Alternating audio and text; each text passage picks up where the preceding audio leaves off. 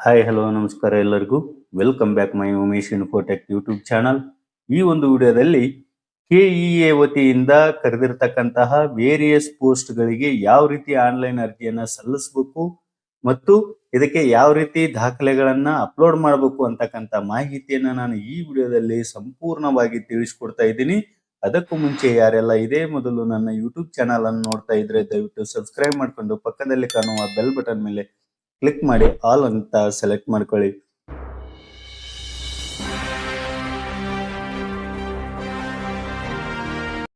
ಸ್ನೇಹಿತರೆ, ನೀವು ಬಳಸ್ತಕ್ಕಂತಹ ಬ್ರೌಸರ್ ಅಲ್ಲಿ ಕೆಇ ಅಂತೇಳಿ ಸರ್ಚ್ ಕೊಟ್ರೆ ಈ ರೀತಿ ಪೇಜ್ ಬರುತ್ತೆ. ಅದ್ರ ಮೇಲೆ ಕ್ಲಿಕ್ ಮಾಡ್ಕೊಂಡಾಗ ಇದರ ಹೋಮ್ ಪೇಜ್ ಕಾಣಿಸುತ್ತೆ ನಿಮ್ಗೆ ಕೆಇಎ ವೆಬ್ಸೈಟ್ದು. ಇದರಲ್ಲಿ 4th ಆಪ್ಷನ್ ನೇಮಕಾತಿ ಮೇಲೆ ಕ್ಲಿಕ್ ಮಾಡ್ಕೊಂಡಾಗ ಫಸ್ಟ್ ಆಪ್ಷನ್ ಇಲ್ಲಿ ವಿವಿಧ ಇಲಾಖೆಗಳ ನೇಮಕಾತಿ 2025 ಅಂತ ಕಾಣುತ್ತಲ್ಲ, ಅದ್ರ ಮೇಲೆ ಕ್ಲಿಕ್ ಮಾಡ್ಕೊಂಡಾಗ HK ಅಭ್ಯರ್ಥಿಗಳಿಗೆ ಮೊದಲ ಒಂದು ಲಿಂಕ್ ಬರುತ್ತೆ, ನಾನ್ HK ಅಭ್ಯರ್ಥಿಗಳಿಗೆ ಎರಡನೇ ಲಿಂಕ್ ಬರುತ್ತೆ. ನೀವು ಯಾವ್ದು ಸೆಲೆಕ್ಟ್ ಮಾಡ್ಕೊತೀರೋ ಅದನ್ನ ಸೆಲೆಕ್ಟ್ ಮಾಡ್ಕೊಂಡ ನಂತರ ಈ ರೀತಿ ನಿಮ್ಗೆ ಒಂದು ಅರ್ಜಿ ಸಲ್ಲಿಸಲಿಕ್ಕೆ ಲಿಂಕ್ಗಳು ಇಲ್ಲಿ ಕಾಣಿಸ್ತವೆ. ವಿವಿಧ ಇಲಾಖೆಗಳ ನೇಮಕಾತಿ ಆನ್ಲೈನ್ ಅರ್ಜಿ ಲಿಂಕ್ ಅಂತ ಕಾಣುತ್ತೆ. ಸೊ ನೀವು ಅದ್ರ ಮೇಲೆ ಕ್ಲಿಕ್ ಮಾಡ್ಕೊಳ್ಬೇಕು. ಮಾಡ್ಕೊಂಡ್ಮೇಲೆ ನಿಮಗೆ ಮೊದಲನೇದಾಗಿ ಕ್ಯಾಂಡಿಡೇಟ್ ರಿಜಿಸ್ಟ್ರೇಷನ್ ಅಂತ ಇದೆ. ಅಂದ್ರೆ ಡಿಜಿ ಲಾಕರ್ ಮೂಲಕನೇ ನೀವು ರಿಜಿಸ್ಟ್ರೇಷನ್ ಮಾಡ್ಕೊಳ್ಬೇಕು. ಡಿಜಿ ಲಾಕರ್ ಮೂಲಕನೇ ನೀವು ಇಲ್ಲಿ ಲಾಗಿನ್ ಮಾಡ್ಕೊಳ್ಬೇಕಾಗತ್ತೆ. ನಿಮ್ಗೆ ಯಾರಿಗಾದ್ರೂ ಡಿಜಿ ಲಾಕರ್ ಅನ್ನ ಹೇಗೆ ನಾವು ಕ್ರಿಯೇಟ್ ಮಾಡ್ಕೊಳ್ಬೇಕು ಮತ್ತೆ ಅದಕ್ಕೆ ಯಾವ ರೀತಿ ದಾಖಲೆಗಳನ್ನ ನಾವಲ್ಲಿ ಅಪ್ಲೋಡ್ ಮಾಡ್ಕೊಳ್ಬೇಕು ಡಿಜಿ ಲಾಕರ್ ಅಲ್ಲಿ ಅಂತ ನಿಮ್ಗೆ ಯಾರಿಗಾದ್ರೂ ಡೌಟ್ಸ್ ಇದ್ರೆ ಅಥವಾ ನಿಮ್ಗೆ ಯಾರಿಗಾದ್ರೂ ಆ ಮಾಹಿತಿ ಬೇಕು ಅನಿಸಿದ್ರೆ ನನ್ನ ಒಂದು ಇನ್ಬಾಕ್ಸ್ ಅಲ್ಲಿ ನೀವು ಮೆಸೇಜ್ ಮಾಡಿದ್ರೆ ನಾನು ಅದರದೇ ಆದಂತ ಒಂದು ವಿಡಿಯೋ ಮಾಡಿ ತಿಳಿಸ್ಕೊಡ್ತೀನಿ ಸಪರೇಟ್ ಆಗಿ. ಸೊ ಈ ವಿಡಿಯೋದಲ್ಲಿ ನೀವು ಕ್ಯಾಂಡಿಡೇಟ್ ರಿಜಿಸ್ಟ್ರೇಷನ್ ಅನ್ನ ಮಾಡ್ಕೊಂಡ ನಂತರ ಲಾಗಿನ್ ಆಗಿ ಯಾವ ರೀತಿ ಅರ್ಜಿಯನ್ನ ಸಲ್ಲಿಸಬೇಕು ಕಂಪ್ಲೀಟ್ ಆಗಿ ಅಂತಕ್ಕಂಥ ಮಾಹಿತಿಯನ್ನ ನಾನು ತಿಳಿಸ್ಕೊಡ್ತೀನಿ. ಫಸ್ಟ್ ಇಲ್ಲಿ ಕ್ಯಾಂಡಿಡೇಟ್ ರಿಜಿಸ್ಟ್ರೇಷನ್ ಅಂತ ಕಾಣುತ್ತಲ್ಲ, ಅದರ ಮೇಲೆ ನೀವು ಇಲ್ಲಿ ಕ್ಲಿಕ್ ಮಾಡ್ಕೊಳ್ರಿ. Do you want to continue ಅಂತ ಬಂದಲ್ಲಿ ಎಸ್ ಅಂತ ಕೊಡ್ರಿ. ನಿಮಗೆ ಇಲ್ಲಿ 3 ಆಪ್ಷನ್ಗಳ ಮೂಲಕ ನೀವು ಡಿಜಿ ಲಾಕರ್ಗೆ ಸೈನ್ ಇನ್ ಮಾಡ್ಕೊಳ್ಬಹುದು. ಮೊದಲ ಆಪ್ಷನ್ ಮೊಬೈಲ್ ನಂಬರ್ ಆಗಿರುತ್ತೆ, ಯೂಸರ್ ನೇಮ್, ಆಧಾರ್ ನಂಬರ್. ಈ 3ರಲ್ಲಿ ನೀವು ಯಾವ್ದ್ರ ಮೂಲಕ ಆದ್ರೂ ನೀವು ಇಲ್ಲಿ ಡಿಜಿ ಲಾಕರ್ಗೆ ಸೈನ್ ಇನ್ ಆಗಬಹುದು. ಇಲ್ಲಿ ನಾನಿಲ್ಲಿ ಮೊಬೈಲ್ ನಂಬರ್ ಮೂಲಕ ಇಲ್ಲಿ ಸೈನ್ ಇನ್ ಮಾಡ್ಕೊತೀನಿ.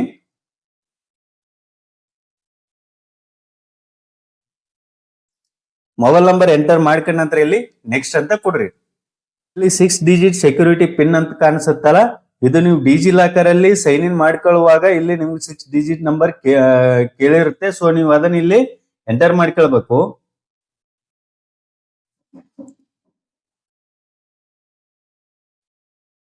ಸೆಕ್ಯೂರಿಟಿ ಪಿನ್ ಅನ್ನು ಹಾಕೊಂಡ ನಂತರ ಇಲ್ಲಿ ಸೈನ್ ಇನ್ ಅಂತ ಕೊಡ್ರಿ. ಇಲ್ಲಿ OTP ಹೋಗಿರುತ್ತೆ ಮೊಬೈಲ್ ನಂಬರ್ಗೆ. ಸೊ ಆ OTP ಅನ್ನ ಇಲ್ಲಿ ನೀವು ಎಂಟರ್ ಮಾಡ್ಕೊಳ್ಬೇಕು.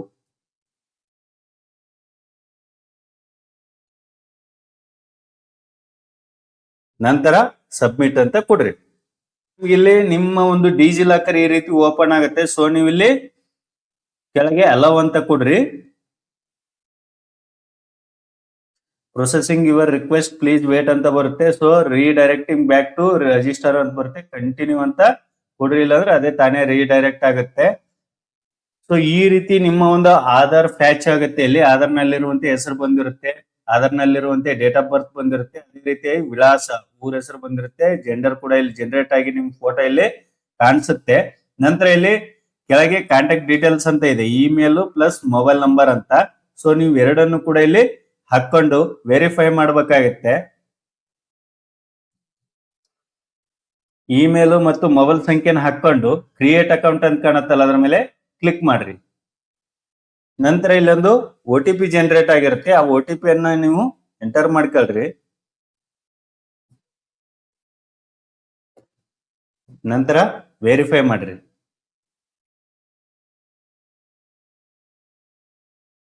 ರಿಜಿಸ್ಟ್ರೇಷನ್ ಸಕ್ಸಸ್ಫುಲಿ ಅಂತ ಆಗುತ್ತೆ. ಓಕೆ ಅಂತ ಕೊಡ್ರಿ. ನೆಕ್ಸ್ಟ್ ಇಲ್ಲಿ ಟು ಲಾಗಿನ್ ಕ್ಲಿಕ್ ಹಿಯರ್ ಅಂತಿದೆಯಲ್ಲ, ಅದ್ರ ಮೇಲೆ ಕ್ಲಿಕ್ ಮಾಡ್ಕೊಳ್ರಿ. ಈ ರೀತಿಯಾಗಿ ನೀವು ರಿಜಿಸ್ಟ್ರೇಷನ್ ಮಾಡ್ಕೊಂಡ ನಂತರ ಇಲ್ಲಿ ಕ್ಯಾಂಡಿಡೇಟ್ ಲಾಗಿನ್ ಅಂತ ಕಾಣುತ್ತಲ್ಲ, ಅದನ್ನ ಸೆಲೆಕ್ಟ್ ಮಾಡ್ಕೊಳ್ರಿ. ಸೆಕೆಂಡ್ ಆಪ್ಷನ್ ಇಲ್ಲಿ ನೀವು ರಿಜಿಸ್ಟ್ರೇಷನ್ ಅಲ್ಲಿ ಯಾವ ನಂಬರ್ ಮೂಲಕ ಇಲ್ಲಿ ರಿಜಿಸ್ಟ್ರೇಷನ್ ಮಾಡ್ಕೊಂಡಿರ್ತಾರೋ ಸೊ ಅದೇ ನಂಬರ್ ಅನ್ನು ಇಲ್ಲಿ ಎಂಟರ್ ಮಾಡಿ ಲಾಗಿನ್ ಮಾಡ್ಕೊಳ್ಬೇಕಾಗತ್ತೆ.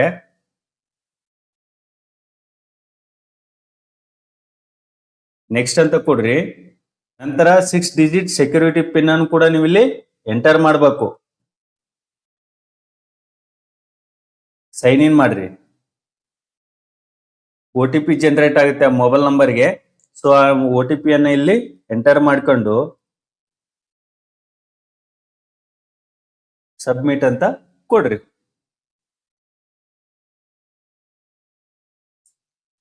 ನಂತರ ಡಿಜಿಲಾಕರ್ ಅಲೋ ಅಂತ ಮಾಡ್ರಿ.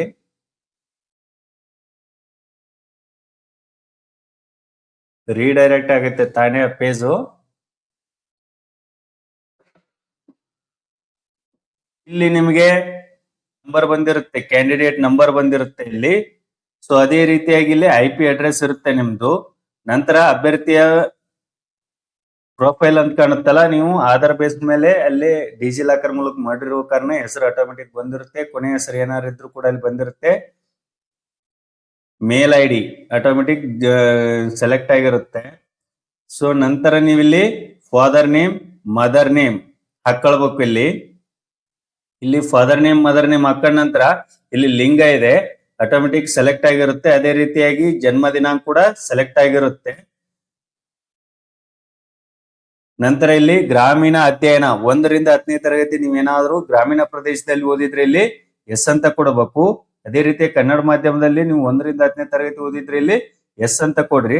ನೀವು ಮ್ಯಾರಿಡ್ ಆಗಿದ್ರೆ ನಿಮ್ಮ ಒಂದು ಸ್ಪೋರ್ಟ್ಸ್ ನೇಮ್ ಅನ್ನ, ಈ ಸಂಗಾತಿ ಹೆಸರನ್ನು ಇಲ್ಲಿ ನೀವು ಕೊಟ್ಕೊಳ್ಬೇಕಾಗತ್ತೆ. ಇಲ್ಲಿ ನಿಮ್ಮ ಒಂದು ಸ್ಪೋರ್ಟ್ಸ್ ನೇಮ್ ಕೊಟ್ಟ ನಂತರ ಇಲ್ಲಿ ಪರ್ಯಾಯ ಸಂಪರ್ಕದ ಸಂಖ್ಯೆ ಅಂದ್ರೆ ನೀವು ಕೊಟ್ಟಿರ್ತಕ್ಕಂತಹ ನಂಬರ್ ಅನ್ನು ಬಿಟ್ಟು ಬೇರೆ ನಂಬರ್ ಅನ್ನ ಇಲ್ಲಿ ನೀವು ಎಂಟರ್ ಮಾಡಬೇಕು.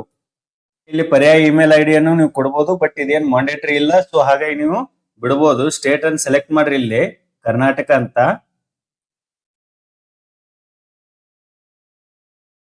ನೇಟಿವ್ ಡಿಸ್ಟಿಕ್ ಅನ್ನು ಕೂಡ ನೀವು ಇಲ್ಲಿ ಸೆಲೆಕ್ಟ್ ಮಾಡ್ಕೊಳ್ಬೇಕು. ನಂತರ ಸೇವ್ ಅಂತ ಕೊಡ್ರಿ. ರೆಕಾರ್ಡ್ ಸಬ್ಮಿಟೆಡ್ ಸಕ್ಸಸ್ ಅಂತ ಬಂತು, ಓಕೆ ಅಂತ ಕೊಡ್ರಿ.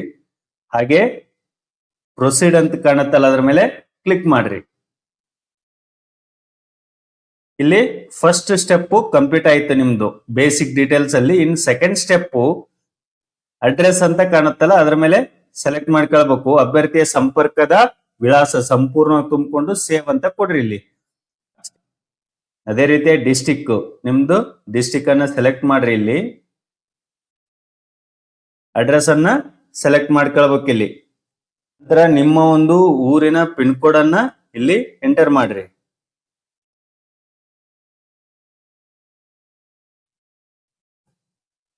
ಸೇವ್, ಸಕ್ಸಸ್, ನಂತರ ಪ್ರೊಸೀಡ್ ಅಂತ ಕೊಡ್ರಿ. ಸ್ಟೆಪ್ SSLC ಒಂದು ಡೀಟೇಲ್ಸ್ ಕೇಳುತ್ತೆ ಇಲ್ಲಿ. ಸೊ ನೀವು SSLC ಮಾಹಿತಿಯನ್ನು ಇಲ್ಲಿ ಫಿಲ್ ಮಾಡ್ಬೇಕಾಗತ್ತೆ. ಇಲ್ಲಿ 10th ಕ್ಲಾಸ್ ಅಂತ ಇದೆ. ನೋಂದಣಿ ಸಂಖ್ಯೆಯನ್ನ ಎಂಟರ್ ಮಾಡಿ. ನಿಮ್ದ ಒಂದು ಮಾರ್ಕ್ಸ್ ಕಾರ್ಡ್ ಅಲ್ಲಿ ಇರುವಂತೆ ರಿಜಿಸ್ಟ್ರೇಷನ್ ನಂಬರ್ ಅನ್ನ ನೀವು ಇಲ್ಲಿ ಎಂಟರ್ ಮಾಡ್ಕೊಳ್ಬೇಕು. ಅದೇ ರೀತಿಯಾಗಿ ಹೆಸರು ಏನಿದೆ ಮಾರ್ಕ್ಸ್ ಕಾರ್ಡ್ ಅಲ್ಲಿ, ಅದೇ ರೀತಿಯಾಗಿ ಹೆಸರನ್ನ ಟೈಪ್ ಮಾಡ್ಕೊಳ್ರಿ ಇಲ್ಲಿ. ಹಾಗೆ ಬೋರ್ಡ್, ಯಾವ ಬೋರ್ಡ್ ಅಂತ ಸೆಲೆಕ್ಟ್ ಮಾಡ್ಕೊಳ್ರಿ. ಆಲ್ಮೋಸ್ಟ್ KSEEB ಅಂತ ಇರುತ್ತೆ. ಸೊ ಅದನ್ನ ಸೆಲೆಕ್ಟ್ ಮಾಡ್ಕೊಳ್ರಿ. ಪಾಸ್ ಔಟ್ ಆದ ತಿಂಗಳು, ಇಲ್ಲಿ ತಿಂಗಳವನ್ನ ಸೆಲೆಕ್ಟ್ ಮಾಡ್ಕೊಳ್ಬೇಕು. ನಂತರ date of birth, first month ಅನ್ನ ಹಾಕೊಳ್ಬೇಕು. ನಂತರ ಡೇಟು, ನಂತರ ಡೇಟ್ ಆಫ್ ಇಯರ್ ಅನ್ನು ಹಾಕೊಂಡು ಜೆಂಡರ್ ಅಂತ ಇದೆ ಅಲ್ಲ, ಇಲ್ಲಿ ಜೆಂಡರ್ ಸೆಲೆಕ್ಟ್ ಮಾಡ್ಕೊಳ್ರಿ.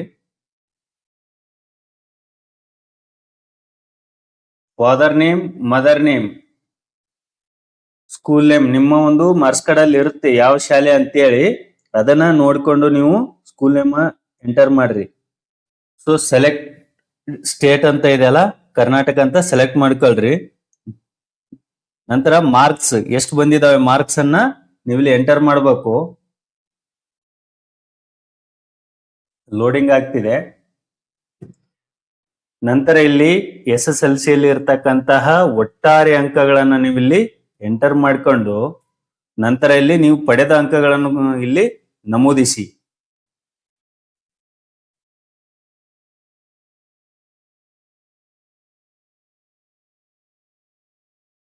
ಪಡೆದ ಅಂಕಗಳು ನೀವು ಅದ ಎಂಟ್ರಿ ಮಾಡಿದ ಮೇಲೆ ಇಲ್ಲಿ ಶೇಕಡಾವರನ್ನು ಕೂಡ ನೀವೇ ತೆಗೆದು ಇಲ್ಲಿ ಎಂಟರ್ ಮಾಡ್ಕೊಳ್ಬೇಕಾಗತ್ತೆ. ತೇರ್ಗಡೆಯಾದ ವರ್ಷ, ಯಾವ ವರ್ಷದಲ್ಲಿ ನೀವು SSLC ಯನ್ನ ಕ್ಲಿಯರ್ ಮಾಡಿದಿರ ಅದನ್ನ ನೀವು ಇಲ್ಲಿ ಎಂಟರ್ ಮಾಡ್ಕೊಂಡು ಅಧ್ಯಯನ ಮಾಡಿರ್ತಕ್ಕಂತಹ ಮೀಡಿಯಂ ಕನ್ನಡ ಆರ್ ಇಂಗ್ಲಿಷ್ ಅಂತ ಕೇಳ್ತಾ ಇದೆ.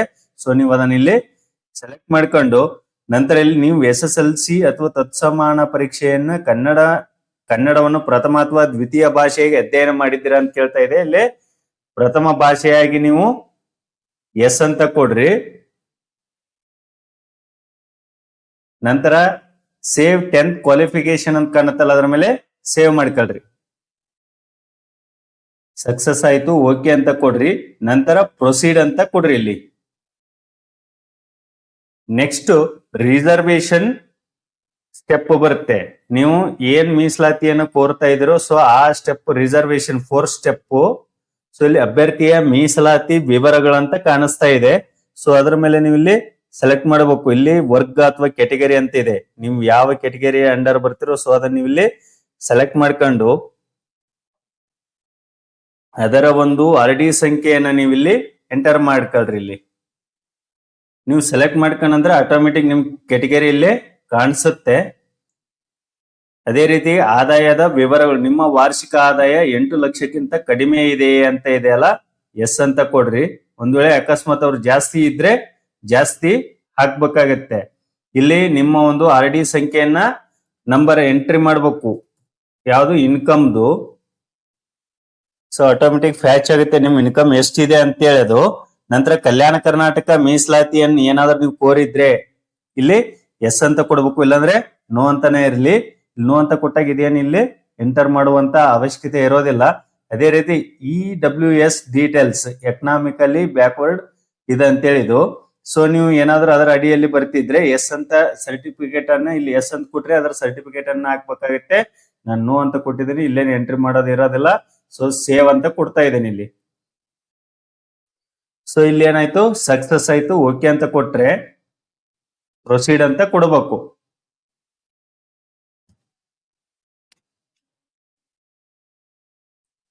ಇಲ್ಲಿ ನೆಕ್ಸ್ಟ್ ಸ್ಟೆಪ್ PUದ್ದು ಡೀಟೇಲ್ಸ್ ಅನ್ನ ಎಂಟ್ರಿ ಮಾಡ್ತಕ್ಕಂಥದ್ದಾಗಿರುತ್ತೆ. ಇಲ್ಲಿ ಅರ್ಹತಾ ಪರೀಕ್ಷೆ ಕ್ವಾಲಿಫೈಯಿಂಗ್ ಎಕ್ಸಾಮ್ ಅಂತ ಇದೆ. ಸೊ ಇಲ್ಲಿ ಸೆಲೆಕ್ಟ್ ಮಾಡ್ಕೊಳ್ಬೇಕು.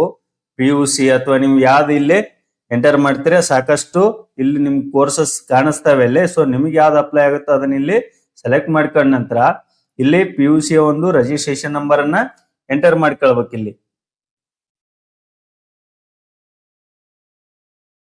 ನಂತರ ಬೋರ್ಡ್ ಯಾವ್ದು, PUC ಒಂದು ಬೋರ್ಡ್ ಯಾವ್ದು, ಇಲ್ಲಿ KSEB ಅಂತ ಐತಿ. ಇಲ್ಲಿ PU ಬೋರ್ಡ್ ಅಂತ ಕೂಡ ಇದರಲ್ಲೇ ಇದೆ. ಸೊ ಅದನ್ನ ನೀವು ಸೆಲೆಕ್ಟ್ ಮಾಡ್ಕೊಳ್ಬೇಕು. ಆಮೇಲೆ ಯಾವ ಕಾಲೇಜ್ ಅಂತ ಕೂಡ ನೀವು ಇಲ್ಲಿ ಸೆಲೆಕ್ಟ್ ಮಾಡ್ಕೊಳ್ಬೇಕು. ಸೊ ನಂತರ ಕಾಲೇಜ್ ನೇಮ್ ಅನ್ನು ಎಂಟ್ರಿ ಮಾಡಿದ ನಂತರ ಸ್ಟೇಟ್ ಅನ್ನು ಸೆಲೆಕ್ಟ್ ಮಾಡ್ಕೊಳ್ರಿ, ಕರ್ನಾಟಕ ಅಂತ. ಹಾಗೆ ಇಲ್ಲಿ ವಿಶ್ವವಿದ್ಯಾಲಯ ಯೂನಿವರ್ಸಿಟಿ ಯಾವುದು ಅದನ್ನು ಕೂಡ ನಿಮ್ಮ ಒಂದು ಮಾರ್ಕ್ಸ್ ಕಾರ್ಡ್ ಅಲ್ಲಿ ಇರುತ್ತೆ. ಡಿಪಾರ್ಟ್ಮೆಂಟ್ ಆಫ್ ಪ್ರಿ ಯೂನಿವರ್ಸಿಟಿ ಅಂತ ಇರುತ್ತೆ. ಸೊ ನೀವು ಅದನ್ನ ಸೆಲೆಕ್ಟ್ ಮಾಡ್ಕೊಳ್ಬೇಕು. ನಂತರ ಕೋರ್ಸ್ ನೀವು ಯಾವ್ದನ್ನ ಅಲ್ಲಿ ಓದಿದ್ರೆ ಅದನ್ನ ಇಲ್ಲಿ ಸೆಲೆಕ್ಟ್ ಮಾಡ್ಕೊಂಡ ನಂತರ ಇಷ್ಟು ಕೋರ್ಸ್ಗಳಲ್ಲಿ ನಿಮ್ಮ ಒಂದು ಸಬ್ಜೆಕ್ಟ್ಗಳು ಯಾವುವು ಅಂತ ನೀವು ಇಲ್ಲಿ ಸೆಲೆಕ್ಟ್ ಮಾಡ್ಕೋಬೇಕು. ಈಗ ಇಲ್ಲಿ ನೀವು 4 ಆಪ್ಷನಲ್ ಇರ್ತವೆ, 2 ಕನ್ನಡ ಇಂಗ್ಲಿಷ್ ಇರ್ತವೆ. ಸೊ ನೀವು ಇದನ್ನ ಇಲ್ಲಿ ಸೆಲೆಕ್ಟ್ ಮಾಡ್ಬೇಕಾದ್ರೆ ಸ್ಕ್ರೋಲ್ ಡೌನ್ ಮಾಡ್ತಾ ನಿಮ್ಮ ಒಂದು ಸಬ್ಜೆಕ್ಟ್ಗಳು ಯಾವ್ಯಾವ ಇರ್ತವೆ ನೀವು ಕಂಟ್ರೋಲ್ ಬಟನ್ ಅನ್ನು ಇಲ್ಲಿ ಹಿಡ್ಕೊಂಡು ನೀವು ಸೆಲೆಕ್ಟ್ ಮಾಡ್ಕೊಳ್ಬೇಕಾಗತ್ತೆ ಸಬ್ಜೆಕ್ಟ್ ಗಳನ್ನ. ಸೊ ಈ ರೀತಿಯಾಗಿ ನೀವು ಇಲ್ಲಿ ಸೆಲೆಕ್ಟ್ ಮಾಡ್ಕೊಳ್ಬೇಕು. 4 ಆಪ್ಷನಲ್ ಗಳನ್ನ ಇಲ್ಲಿ ಸೆಲೆಕ್ಟ್ ಮಾಡ್ಕೊಳ್ಬೇಕು. ನಂತರ ಫಲಿತಾಂಶ ಇಲ್ಲಿ ಪಾಸ್ಡ್ ಅಂತ ಕೊಡ್ಬೇಕಾಗತ್ತೆ ನೀವು ಇಲ್ಲಿ. ನಂತರ ಅಂಕಗಳ ಸ್ವರೂಪ ಇಲ್ಲಿ ಮಾರ್ಕ್ಸ್ ಆರ್ CGPA ಅಂತ ಬರುತ್ತೆ. ಇಲ್ಲಿ ಮಾರ್ಕ್ಸ್ ಅಂತ ಎಂಟರ್ ಮಾಡ್ಕೊತೀನಿ. ಸೊ ಇಲ್ಲಿ ಟೋಟಲ್ ಅಂಕಗಳು ಎಷ್ಟು ಇರ್ತವೆ ಅದನ್ನ ನೀವು ಇಲ್ಲಿ ಎಂಟರ್ ಮಾಡ್ಕೊಳ್ರಿ. PUC ಯಲ್ಲಿ ಆಲ್ಮೋಸ್ಟ್ 600 ಅಂಕಗಳು ಇರ್ತವೆ. ಸೊ ಅದನ್ನ ನೀವು ಇಲ್ಲಿ ಗರಿಷ್ಠ ಅಂಕಗಳಿಗೆ ಎಂಟರ್ ಮಾಡ್ಕೊಂಡು ನಂತರ ನೀವು ಪಡೆದ ಅಂಕಗಳನ್ನು ಇಲ್ಲಿ ಎಂಟರ್ ಮಾಡ್ಕೊಳ್ರಿ. ಮಾಡ್ಕೊಂಡ ನಂತರ ಪರ್ಸೆಂಟೇಜ್ ಎಷ್ಟಾಗತ್ತೆ ಇಲ್ಲಿ ಪಡೆದ ಅಂಕಗಳನ್ನ ಹಾಕೊಂಡು ನಂತರ ಡಿವೈಡೇಷನ್ ಮಾಡಿ ಟೋಟಲ್ ಗರಿಷ್ಠ ಅಂಕಗಳನ್ನು ಎಂಟರ್ ಮಾಡಿ ನಂತರ ನಿಮ್ಮ ಒಂದು ಪರ್ಸೆಂಟೇಜ್ ಇಲ್ಲಿ ಕಾಣಿಸುತ್ತೆ. ಸೊ ಆ ಪರ್ಸೆಂಟೇಜ್ ಅನ್ನ ನೀವು ಇಲ್ಲಿ ಎಂಟರ್ ಮಾಡ್ಕೊಳ್ರಿ. ಕೋರ್ಸು ಎಷ್ಟು ಅವಧಿದು ಇರುತ್ತೆ ಅದನ್ನ ಇಲ್ಲಿ ಆಟೋಮೆಟಿಕ್ ಹಾಕೊಳ್ರಿ. ಇಲ್ಲಿ ಪಾಸಿಂಗ್ ಇಯರ್ ಯಾವುದು ಅನ್ನೋದು ಕೂಡ ಇಲ್ಲಿ ನೀವು ಕೊಡ್ಬೇಕಾಗತ್ತೆ, ಯಾವ ವರ್ಷ ನೀವು ಅದನ್ನ ಕ್ಲಿಯರ್ ಮಾಡಿದೀರಾ. ಸೊ ನಂತರ ಸೇವ್ ಅಂತ ಕೊಡ್ರಿ. ಸಕ್ಸಸ್ ಇಲ್ಲಿ ಈ ರೀತಿ ಕೋರ್ಸ್ ಬರುತ್ತೆ. ನೀವು ಅದೇ ರೀತಿಯಾಗಿ ಇಲ್ಲಿ ಯಾವ್ದಾದ್ರು ಮತ್ತೆ ಕೋರ್ಸ್ ಗಳನ್ನ ಇಲ್ಲಿ ಹಾಕ್ಬೇಕಂದಿದ್ರೆ ಸೊ ಇಲ್ಲಿ ಸೆಲೆಕ್ಟ್ ಮಾಡ್ಕೊಳ್ಬೇಕು. ಯುಜಿದ್ ಹಾಕ್ಬೋದು, ಪಿಜಿದ್ ಹಾಕ್ಬೋದು. ಹಾಕೊಂಡ ನಂತರ ಇಲ್ಲಿ ಆಟೋಮೆಟಿಕ್ ಎಲ್ಲವೂ ಬರ್ತವೆ. ಸೊ ನೀವು ಹಾಕೊಂಡ ನಂತರ ಇಲ್ಲಿ ಪ್ರೊಸೀಡ್ ಅಂತ ಕೊಡ್ರಿ. ಇಲ್ಲಿ ನೆಕ್ಸ್ಟ್ ಈಗ 6 ಸ್ಟೆಪ್ ಅಡಿಷನಲ್ ಕ್ಲೇಮ್ಸ್. ಅಭ್ಯರ್ಥಿ ಹೆಚ್ಚುವರಿ ಮೀಸಲಾತಿ ವಿವರಗಳು. ಏನಾದ್ರೂ ನೀವು ಹೆಚ್ಚುವರಿ ಮೀಸಲಾತಿಯನ್ನು ಕೋರಿದ್ರೆ ನೀವು ಇಲ್ಲಿ ಅದರ ಮಾಹಿತಿಯನ್ನು ಸಂಪೂರ್ಣ ಕೊಡ್ತಾ ಹೋಗ್ಬೇಕು. ಇಲ್ಲಿ ಸೆಲೆಕ್ಟ್ ಕ್ಲೇಮ್ಸ್, ನೀವು ಇಷ್ಟರಲ್ಲಿ ಯಾವ್ದಾದ್ರು ಕ್ಲೇಮ್ ಅನ್ನು ಮಾಡ್ತಿದ್ರೆ ಕೊಡ್ಬೇಕು, ಇಲ್ಲಾಂದ್ರೆ ನನ್ನ ಕಾಣುತ್ತಲ್ಲ ಅದ್ರ ಮೇಲೆ ಕ್ಲಿಕ್ ಮಾಡ್ರಿ. ಇಲ್ಲಿ ಎರಡನೇ ಮೀಸಲಾತಿ ಏನಾದ್ರು ನೀವು ವಿಶೇಷ ಚೇತನ ಮೀಸಲಾತಿಯನ್ನು ಕೋರ ಬಯಸುವ ಅಂತ ಕೇಳ್ತಾ ಇದೆ. ಇಲ್ಲ ಎಸ್ ಅಂತ ಕೊಟ್ರೆ ನೀವು ಇಲ್ಲಿ ಈ ರೀತಿ ಮಾಹಿತಿಗಳು ಬರ್ತವೆ.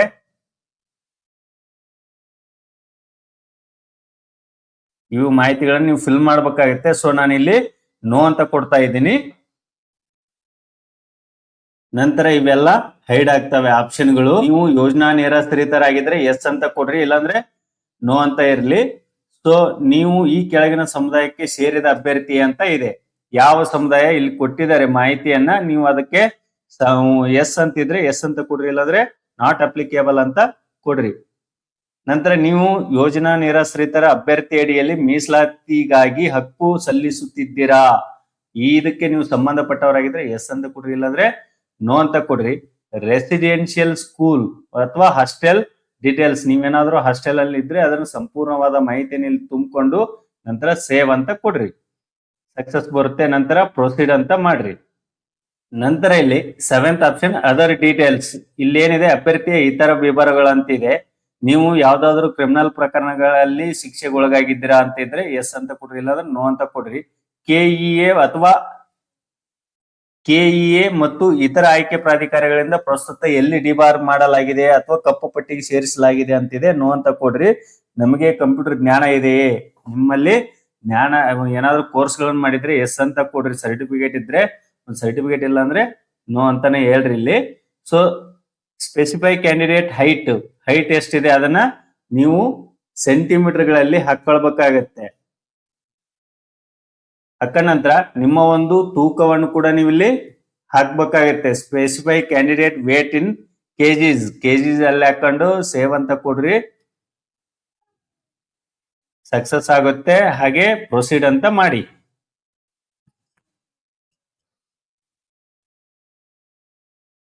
8th ಆಪ್ಷನ್ ಅಭ್ಯರ್ಥಿಯ ಅನುಭವದ ವಿವರಗಳು ಅಂತ ಇದೆ. ಏನಾದ್ರೂ ನಿಮಗೆ ಎಕ್ಸ್ಪೀರಿಯನ್ಸ್ ಇದ್ರೆ ವರ್ಕ್ ಅಲ್ಲಿ ಸೊ ಎಸ್ ಅಂತ ಕೊಡ್ರಿ, ಇಲ್ಲಾಂದ್ರೆ ನೋ ಅಂತ ಕೊಟ್ಟು ಸೇವ್ ಕೊಡಿ. ಸಕ್ಸಸ್ ಆಗುತ್ತೆ. ಪ್ರೊಸೀಡ್ ಅಂತ ಮಾಡಿ. 9th ಆಪ್ಷನ್ ಕಡ್ಡಾಯ ಕನ್ನಡ ಪರೀಕ್ಷೆ ವಿವರಗಳು. ಕೆಇಎ ನಡೆಸಿದ ಕಡ್ಡಾಯ ಕನ್ನಡ ಪರೀಕ್ಷೆಯಲ್ಲಿ ನೀವು ಉತ್ತೀರ್ಣರಾಗಿದ್ದೀರಾ ಅಂತ ಇದೆ. ಸೊ ನೀವೇನಾದ್ರೂ ಈಗಾಗಲೇ ಹಿಂದಿನ ಯಾವ್ದಾದ್ರು ಪರೀಕ್ಷೆಯಲ್ಲಿ ಬರೆದಿದ್ರೆ ಎಸ್ ಅಂತ ಕೊಡ್ರಿ. ನೀವು ಬರದೇ ಇಲ್ಲ ಅನ್ನೋದಾದ್ರೆ ನೋ ಅಂತ ಕೊಟ್ಟು ಸೇವ್ ಅಂತ ಕೊಡ್ರಿ. ಸಕ್ಸಸ್ ಬರುತ್ತೆ. ಪ್ರೊಸೀಡ್ ಅಂತ ಮಾಡಿ ಅಪ್ಲಿಕೇಶನ್. ಸೊ ಇಲ್ಲಿ ನೀವು ಡಾಕ್ಯುಮೆಂಟ್ಸ್ ಅಲ್ಲಿ ಫೋಟೋ ಮತ್ತು ಸೈನ್ ಅನ್ನ ಅಪ್ಲೋಡ್ ಮಾಡ್ಕೊಳ್ಬೇಕು. ಆ ಫೋಟೋ ಮತ್ತು ಸೈನ್ ಏನ್ ಇದ್ರಲ್ಲಿ ಇರಬೇಕು, ಸೈಜ್ ಅಲ್ಲಿ ಇರ್ಬೇಕು ಅಂತ ಅವ್ರು ಕೊಟ್ಟಿದ್ದಾರೆ. ಸೊ ಇದ್ರ ಬಗ್ಗೆ ಯಾರಿಗಾದ್ರೂ ಮಾಹಿತಿ ಬೇಕು ಅನ್ನೋದಾದ್ರೆ ನಾನು ಕಾಮೆಂಟ್ ಅಲ್ಲಿ ತಿಳಿಸಿ ನಾನು ಹೇಳ್ಕೊಡ್ತೀನಿ. ಸೊ ಇಲ್ಲಿ ಅಪ್ಲೋಡ್ ಅಂತ ಕಾಣುತ್ತಲ್ಲ ಅದ್ರ ಮೇಲೆ ಕ್ಲಿಕ್ ಮಾಡ್ರಿ. ಸೊ ಇಲ್ಲಿ ಅಪ್ಲೋಡ್ ಫೈಲ್ ಅಂತ ಬರುತ್ತಲ್ಲ, ಇಲ್ಲಿ ಚೂಸ್ ಫೈಲ್ ಅಂತ ಕ್ಲಿಕ್ ಮಾಡ್ರಿ.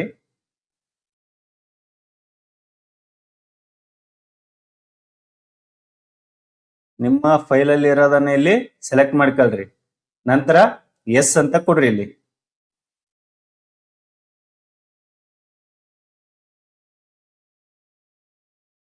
ಫೈಲ್ ಅಪ್ಲೋಡೆಡ್ ಅಂತ ಬಂತು, ಓಕೆ ಅಂತ ಕೊಡ್ರಿ.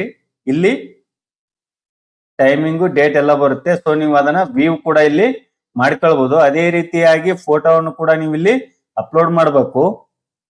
ಫೈಲ್ ಅಪ್ಲೋಡೆಡ್ ಅಂತ ಬರುತ್ತೆ, ಓಕೆ ಅಂತ ಕೊಡ್ರಿ. 2 ಫೈಲ್ ಅನ್ನು ಇಲ್ಲಿ ನೋಡ್ತಿರ್ಬೋದು, ಅಪ್ಲೋಡ್ ಆಗಿದ್ದಾವೆ, ಟೈಮಿಂಗು, ಡೇಟು. ಇಲ್ಲಿ ವ್ಯೂ ಕೂಡ ನೀವು ಮಾಡ್ಕೊಳ್ಬಹುದು. ಪ್ರೊಸೀಡ್ ಅಂತ ಕೊಡ್ರಿ. ಇಲ್ಲಿ 7th ಆಪ್ಷನ್ ಇಲ್ಲಿ ಪ್ರಿಂಟ್ ಅಪ್ಲಿಕೇಶನ್ ಅಂತ ಬರುತ್ತೆ. ಇಲ್ಲಿ ಡೌನ್ಲೋಡ್ ಡ್ರಾಫ್ಟ್ ಅಪ್ಲಿಕೇಶನ್ ಕಾಪಿ ಅಂತ ಬರುತ್ತೆ. ಅದ್ರ ಮೇಲೆ ನೀವು ಇಲ್ಲಿ ಕ್ಲಿಕ್ ಮಾಡ್ಕೊಂಡಾಗ ಡೌನ್ಲೋಡ್ ಅಪ್ಲಿಕೇಶನ್ ಒಂದು ಡ್ರಾಫ್ಟ್ ಕಾಪಿ ಬರುತ್ತೆ. ಅದು ನಿಮ್ಮ ಒಂದು ಗ್ಯಾಲರಿ ಫೈಲ್ ಇದರಲ್ಲಿ ಸೇವ್ ಆಗುತ್ತೆ. ಸೊ ಅದನ್ನ ನೀವು ಇಲ್ಲಿ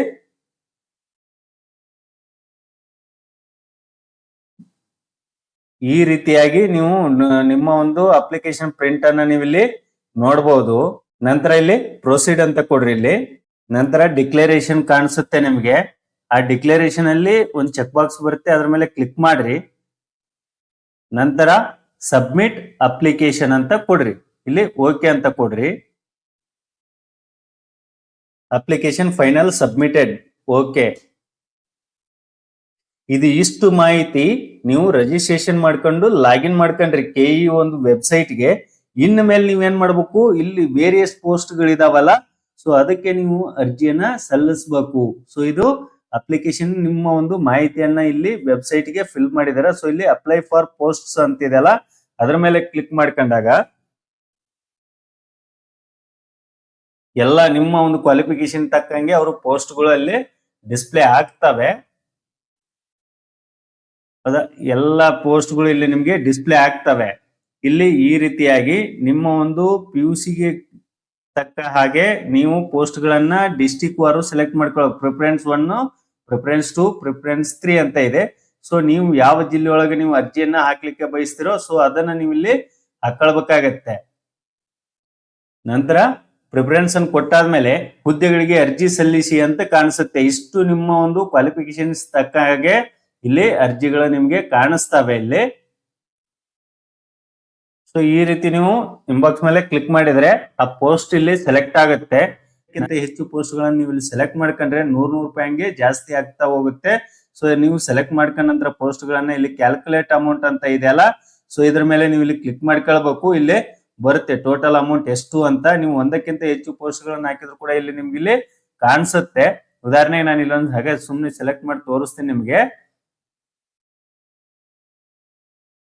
600 ಅಂತ ಆಗುತ್ತೆ, 100 ರೂಪಾಯಿ ಹೆಚ್ಚಿಗೆ ಆಗುತ್ತೆ. ಸೊ ನಾನು ಇಲ್ಲಿ ಒಂದು ಪೋಸ್ಟಿಗೆ ಮಾತ್ರ ನಾನು ಅಪ್ಲೈ ಮಾಡುವಂತದ್ದು.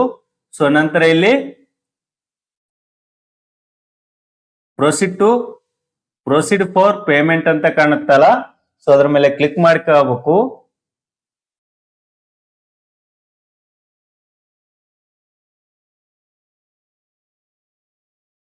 ಸೊ ಅದು ಈ ರೀತಿಯ ಪೇಮೆಂಟ್ ಗೆ ರೀಡೈರೆಕ್ಟ್ ಆಗುತ್ತೆ. ನೀವು QR ಕೋಡ್ ಮೂಲಕ ಆದ್ರೂ ಇಲ್ಲಿ ಸೆಲೆಕ್ಟ್ ಮಾಡ್ಕೊಳ್ಬಹುದು, ಅಥವಾ ನೀವು ಬ್ಯಾಂಕ್ ಥ್ರೂ ಆದ್ರೂ ನೀವು ಸೆಲೆಕ್ಟ್ ಮಾಡ್ಕೋಬಹುದು, ಅಥವಾ UPI ಮೂಲಕ ಆದ್ರೂ ನೀವು ಪೇಮೆಂಟ್ ಅನ್ನ ಮಾಡ್ಕೊಳ್ಬಹುದು. ಈ ರೀತಿಯಾಗಿ ನೀವು ವಿವಿಧ ಹುದ್ದೆಗಳಿಗೆ ಅರ್ಜಿಯನ್ನ KEA ವೆಬ್ಸೈಟ್ ಅಲ್ಲಿ ನೀವು ಅರ್ಜಿ ಸಲ್ಲಿಸಬಹುದು. ಪೇಮೆಂಟ್ ಮಾಡಿದ ತಕ್ಷಣ ನಿಮ್ಗೆ ಒಂದು ನೀವು ಯಾವ ಪೋಸ್ಟ್ ಗೆ ಅರ್ಜಿ ಹಾಕಿದ್ರೋ ಅದರ ಒಂದು ಪ್ರಿಂಟ್ ಅಕ್ನಾಲಜ್ಮೆಂಟ್ ಬರುತ್ತೆ. ಸೊ ಈ ರೀತಿಯಾಗಿ ನೀವು KEA ವೇರಿಯಸ್ ಪೋಸ್ಟ್ ಗಳಿಗೆ ಅರ್ಜಿಯನ್ನ ಸಲ್ಲಿಸುವ ಮಾಹಿತಿ ಇದಾಗಿತ್ತು. ಈ ವಿಡಿಯೋ ಒಂದು ವೇಳೆ ನಿಮ್ಗೆ ಇಷ್ಟ ಆಗಿದ್ರೆ ದಯವಿಟ್ಟು ಲೈಕ್ ಮಾಡಿ, ಶೇರ್ ಮಾಡಿ, ಹಾಗೆ ಸಬ್ಸ್ಕ್ರೈಬ್ ಮಾಡಿ ಅಂತ ಹೇಳ್ತಾ ಎಲ್ಲರಿಗೂ ವಂದನೆಗಳು.